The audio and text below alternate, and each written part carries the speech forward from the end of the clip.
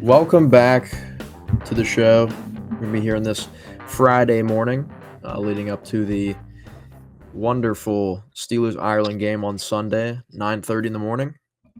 Amere, what's going on? It's going all right. Ready to wake up at 9:30 and watch some football Sunday. So that should be something. Yeah, I think it'll be a good time. We'll see how much I'll be able to catch of it. I got a club soccer game at 11 at Pitt on Sunday, which is unfortunate, but we'll see what I can catch out of it. But today we are going through Google Meet instead of the board or the RMU podcast room. Wasn't at school today. Both my classes got canceled, so You're lucky. save some gas and get rolling. Also, the room's pretty unreliable, so That is true. don't want to make a trip out for no reason. But we're gonna briefly look into the Steelers win over the Patriots. I know my episode on Tuesday was about that, but Amir didn't get to give his thoughts on it, so we'll start with Amir. What were your thoughts on that win over the Patriots, 21-14? I'm not gonna lie. When I watched that game, I thought they started off pretty good. I'm like, all right, there's a couple scores here, and then offense fell flat. Defense shaky despite getting those 5 turnovers. And I think what I said last week on either my reaction episode or the podcast episode last week, I said that if the Steelers win the turnover battle, that will be the deciding factor of the game. And evidently it was. So I don't know. There was just a lot of stuff that needs to be cleaned up. I feel like I'm a broken record by saying that, but a lot needs to be cleaned up. Both sides of the ball. Special teams as well. So that's I don't say Steelers necessarily didn't look terrible on defense unless it was third down. Or Hunter Henry had the ball. Yeah, giving up third and longs constantly. And I was gonna also hint that has been a constant issue for a while now. Oh yeah, I've noticed that. Especially with tight ends ever since I can remember. 10 yards. Because once again, if you look at the passing charts, right in the middle of the field, that's where they got majority of their bread and butter plays. So that's gonna be a huge issue, especially going against a team like the Vikings. So what? McCarthy's out, but you can't. You still can't doubt that team, especially with weapons they have on offense. And I think a good tell of the Patriots Steelers games is it kind of gave a little crumb of how impactful Jaylen Warren can be in a game. Oh yeah, you just gotta get him flowing. He's more than impactful. He's probably the key to the offense right now. And I think he's probably the best player on the offense. Actually, I may have a hot take. Okay. I may have just think about offensive weapons and just things that should be done. But with that said, we're gonna briefly talk about the Vikings and preview what's going on with this game here. But Vikings are coming off a 48-10 win over the Bengals, starting Carson Wentz at quarterback. I had the Bengals defensive fantasy. Yeah, they may honestly be better with Carson Wentz at quarterback. So I'm not. I agree. My thing is the Steelers. They always have this thing when playing against backup quarterbacks. They low key get carved. I'm just hoping that does not happen this week. Yeah, and the last time I remember, the Eagles, Carson Wentz playing the Steelers, I'm pretty sure the Steelers got smoked. So 34-3, I was there. Yeah, hopes aren't extremely high for this game, especially with how good that Vikings defense is with former Steelers coach Brian Flores as their defensive coordinator. And I mean, they had 3 defensive touchdowns that game. Yeah. Something like that. That was insane. It was by the same player, I think, too. Isaiah something. Isaiah. I forget his name, but he. I know who you're talking about. He got Defensive Player of the Week for the NFC, and he got a 99.99 PFF grade. So he must have had one hell of a game. That's something for sure. Yeah. But we're going to talk about some Steelers injuries. So obviously, Alex Highsmith is out And then some guys that have missed a couple weeks, Joey Porter Jr. and Deshaun Elliott, they're questionable. I think they have a decent shot to return. I think they'll be back, or at least one of them has some sort of role. Yeah, I'm curious if they'll be back. I think the defense can take a step up with them back. And Vikings injuries. They got rookie guard Donovan Jackson, and D tackle former Steeler Javon Hargrave. They're questionable. I think Jackson is more doubtful. I bet Hargrave's probably going to play though. Now, speaking on the defensive side of the ball, I'm sorry, I want to track back to like something I thought about the game. Derek Harmon looked all right. I liked what I saw from him. His first sack. Yep, I like. Hey, the run defense. I don't think they'll be too bad going forward here. Yeah. Harmon being there. Hayward. We'll see because Steelers have not won a game in Europe, and neither has Aaron Rodgers. So that's actually a really interesting stat.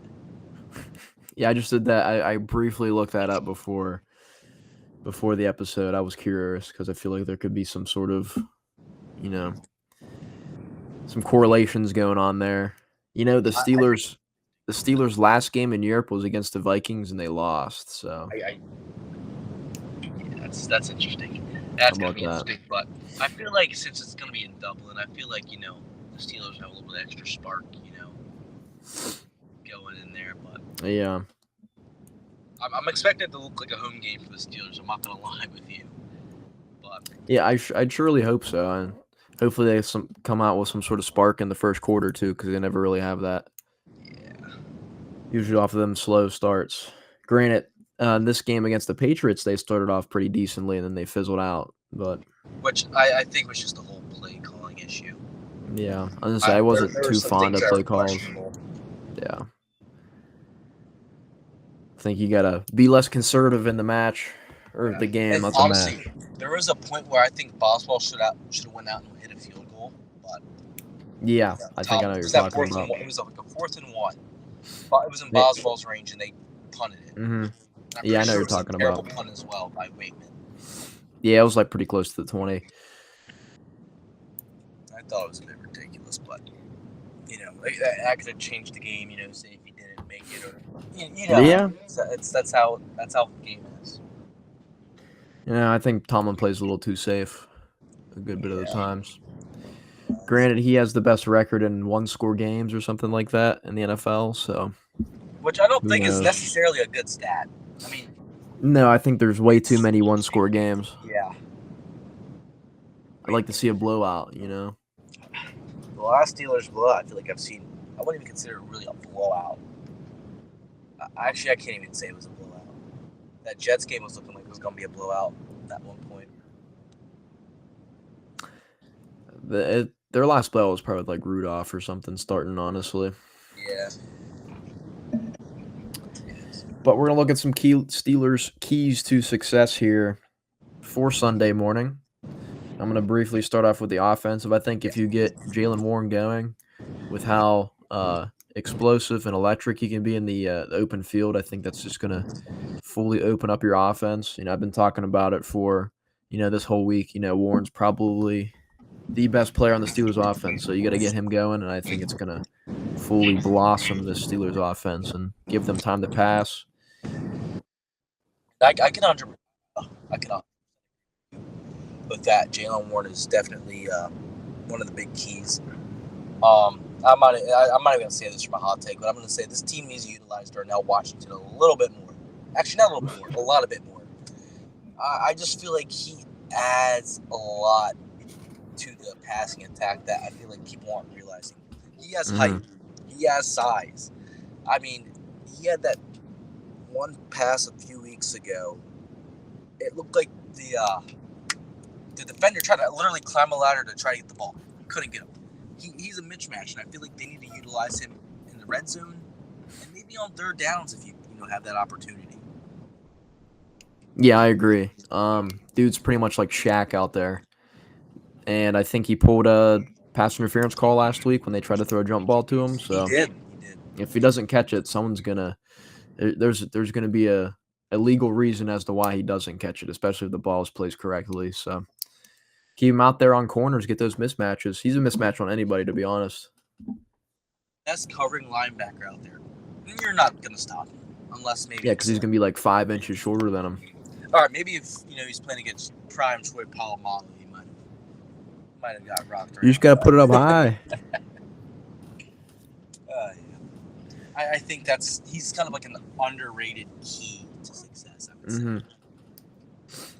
And defensively, I like what I saw last week, except for third down. Yeah. And that's it. I agree. And covering tight. Once again, I feel like a broken record. This team cannot cover tight ends, and it's really evident. Yeah. There should be no way Actually, I think if Hunter Henry can only play the Steelers for his career, he'd be a Hall of Famer first ballot. I think he's had like 6 touchdowns in like a few games against the Steelers, which I think is ridiculous. But yeah, I'm curious. I think what Hawkinson's got even more involved with Wentz's quarterback last week, so I'm curious how that's going to be part of their game plan this week. I feel like they're just going to, within 10 yards, target Hawk, boom. I feel like and they're getting Jordan Addison back, so. Well, he's coming back. I thought it was like 6 games or something, so he got suspended. Oh, I thought he was back. I'll double check it. Jordan Addison. Oh, wait. Yeah, it was a 3-game ban. Yep. He's back. So we'll see what that opens up for the Vikings as well. Yeah, hopefully the Steelers get all their corners back for what's probably going to be an explosive offense. Yeah. So I feel like if they can stop the run, you just got to worry about stopping the pass, which I feel like they're able to do. That secondary they have. Yeah. I feel like everyone's got to be firing on all cylinders and on the same page. I just feel like sometimes people are on the same page, especially on that defensive side of the ball. I feel like the linebacker in the nature of the game, obviously they're going to be doing different things, but you still have to be on the same page if you want to execute, well. Yeah, exactly. And I've heard that's what a lot of the issues are, is miscommunications on the defense. Some people aren't even locked in, Yeah, like what Cam Hayward said. Yeah. Getting a little distracted out there with not what their responsibilities are. I think that's actually, I heard that, and I thought, I was like, oh, that makes a little bit more sense. But I was thinking, does that point to the issues of last year with, all of that stuff going on in the secondary? Yeah. And we got our predictions. I'm going to go with 27-17 Vikings. Okay. I can see that. I'm not gonna be a negative Nancy this week. I usually am when it comes to this, but I think the Steelers are gonna squeak out a win by the tip of their tongue. I hope they do. It's probably gonna be like freaking 21-24 along those lines. It's gonna be a field goal game. I feel like I do think it's gonna be pretty close. Yeah. It's probably gonna be one off of Boswell's toe. But what's also kind of interesting, I wonder how the field conditions are going to be. With it not being like an actual NFL stadium, and I think it's Kroger Stadium is like a rugby stadium, if I'm not mistaken, or soccer. So it's going to be interesting to see how that is. And hopefully it's not turf. I generally don't know. Let me look that up. But no, I do think it's going to be close.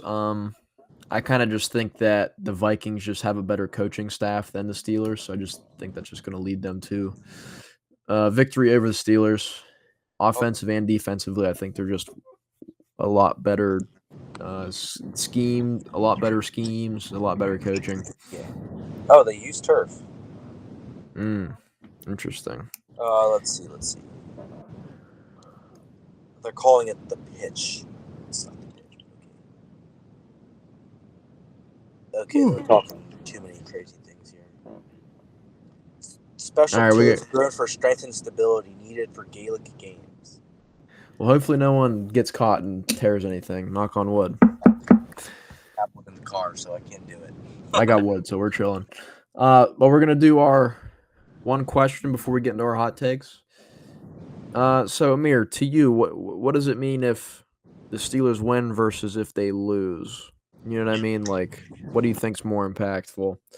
I think it may be obviously more impactful if the Steelers win. I feel like if the Steelers win against a quality team with quality players, I feel like they can make a statement. But there's obviously still going to be a lot of work done because I don't think this team is a Super Bowl contender. Maybe a fringe playoff, fringe wild card team, but other than that, this is a must-win game. Every single game this year needs to be a must-win.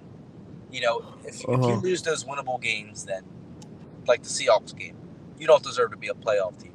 So I feel like if there's a Steelers win this Sunday, it's gonna be more beneficial in the long run, especially against an established NFC team. Well, I wouldn't say it. Established. Pretty good NFC team. I think this game can be pretty indicative of the season. Granted, it's still early, but I think if they win this game, they kind of prove that they are able to hang with actual good teams in the NFL. If they lose, I don't think it says a lot unless they get absolutely murdered. But if they can actually handedly show that they win this game, I think it pushes them up to the power rankings to at least top 12, top 10. I mean, I feel like like I said, and if they have steam going into the bye week, I think it's going to be pretty beneficial for the rest of the season. Granted, they're going to get tired by the end and probably be a little drained for the playoffs, but I think this Vikings win can set the season on track if they actually win this game. And I agree, but my only thing is I feel like with that early bye week, that's going to be a pain. Oh, for sure. I'm not a fan of these early bye weeks. I'd rather them have like a week 11, week 12, week 10 bye week. You know what I mean? I feel like the Steelers, they always run into injuries down the line. This year it's a little different. Everyone's hurt in the beginning of the season, so I'm just hoping this team can stay healthy going into the later part of the season. They've had the injury bug early in the season. Maybe it'll go away towards the end. I hope. Oh wait, there's also one thing I also wanted to speak on. TJ Watt got himself a sack. I'm happy for the guy. He finally got the monkey off his back. So they had 5 sacks that game. Yeah, which was. And the offense gave up 0. Which was also actually really. I thought they gave up a sack at some point. Rodgers was always on the ground whenever that fumble, yeah. But no, I looked it up. They gave up 0, so heck yeah. We'll take it. Another thing, Rodgers needs to stay off the ground. I don't know how much he can hold, take getting these hits because he got rocked a few times. I agree. But it should be interesting. Oh wait, I got stuff that just keeps popping into my head that I was thinking about. What I also think could be a really cool schematic is if you try to throw Darnell in there as an extra lineman to help out Broderick or whoever. So I think I saw some of that in the Patriots game too. But I really like that. That's why I feel like they need to use him more because I'm not gonna lie, I think they have him. He's bigger than he's listed. That guy's oh yeah. I feel like use him as a little extra utility lineman. I think you'll be good.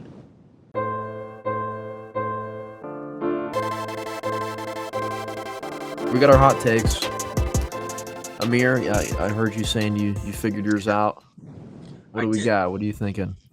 I've been talking about this guy all day, all episode. Darnell Washington. This might be a take for the ages, but I have a feeling that there's gonna be a game coming up here soon, whether it's the Vikings or after the bye week, that he may have a little bit of a breakout game. He's obviously buried in the depth chart, but I feel like if he can get himself, a nice 2-touchdown game, I think he'll be good. And I'm hoping that this is the game where he does it. He gets himself, a couple touchdowns, 2 touchdowns, a touchdown. I think it would be pretty cool to see him, get. And I feel like he has the ability to be a key part in this offense. Not everybody has a tight end that big. Not everybody, let me put this in different words. I feel like the Steelers' offense is very unique in different ways. They have Warren at running back. They have DK. They have some size and they have speed. So I would love to see that be shown a lot more. If you kind of see where I'm going with that. Oh yeah, I agree. There's intangibles that I feel like some teams don't have that we have on offense. But just needs to be pieced together. I just think it mostly comes down to play calling. Steelers are not throwing deep. And they're on third downs. It looks pretty. Routes aren't getting open. I'd like to see some sort of creative usage even over the middle with these tight ends. Rodgers had that Stevie Reed pick last week. Not gonna lie, over the middle. When he had that pick, I don't know what went wrong on that. It looked like he just chucked it up. I just don't think you saw the guy there. Which, I mean, I wouldn't probably see him. But honestly, as long as Rodgers can limit those mistakes, I think he'll be all right as well. Like, actually, that DK touchdown, that was some vintage Rodgers play right there. Good jump ball. Yeah, you got the size. You just got to use it. And also, there's another thing. I know how, like, we've been talking about, like, they need to do more play action. I feel like teams, they're already onto it. And I feel like they're going to have to pivot away from that a little bit. Well, play action works when the run game works, and their run game's not necessarily productive right now, so they need to figure that out. And I heard their offensive line is starting to put together a little bit better a tape, so hopefully they can keep building on that, and they can maybe fully show it here in Ireland. I'm just a little scared because of how good that Vikings defense and defensive run is. So, and that's true. And I'm not gonna lie, I'm still not sold on our tackles at all. I mean, yeah, they didn't give up a sack, but I'm not sold. I need to see this consistency. Like, I need to see it consistent if I want to have some belief. But yeah. Well, they got a whole season pending health to show it, or they're probably gonna move on from our left tackle over there. Actually, no. This kind of makes me mad. Whenever a former Steeler goes somewhere, like from the offensive line, it seems like he tends to do better, unless it's Alejandro Villanueva. Like Kevin Dotson. Yeah, like he just got paid, and he's pretty decent if you have to. Yeah, and so he's one of the better guards in the NFL. Which I knew he was good, but I just feel like we moved on from him a little bit too quick. Yeah, well, they played him out of position. He likes playing on left guard, I believe, and they played him at right, or it could be vice versa. But once he traded him to the Rams, he played where he played in college, and he became one of the better guards in the league. So sounds about right. Yep. Steelers' offensive line hasn't been right since Mike Munchak left. Yeah, and they tried to put Kendrick Green at center, so yeah, that was ridiculous. But I don't have a hot take for this week. But hopefully everybody gets up early, watches the Steeler game. I think it'll be a close one. I hope. I hope it's some sort of positive, outcome. My hopes aren't too high. This is like one of the few times I actually predict a loss, just because I think the Vikings are that good. Well, I mean, they are a good team, and they're scared. They have a lot of weapons on that offense. But actually, I'm actually curious, I want to see what the spread's looking like. I think it's pretty split, but predictions are pretty split odds. I think the best thing the Steelers defense can do is bait Carson Wentz. He's a pretty aggressive quarterback. I think if you can bait him to make mistakes, you're going to come away with this game. If you look at a lot of his Philly film, he was just like that. That's why they basically ran him out of there. But oh wow! Now that I'm looking at it, the stats compared to each other, Jalen Warner's our leading receiver. That sounds about right. Compared to Justin Jefferson has 200 yards, 12 receptions, 1 touchdown. Warren, 142, 11 receptions, 1 touchdown. Interesting. Yeah, we'll see. We'll see how this offense does. That's going to wrap it up for this episode. Amere will have his reaction out sometime Monday and or Tuesday. Or not Monday and or, just Monday or Tuesday. And that's going to be it. Have a good weekend. We'll see ya.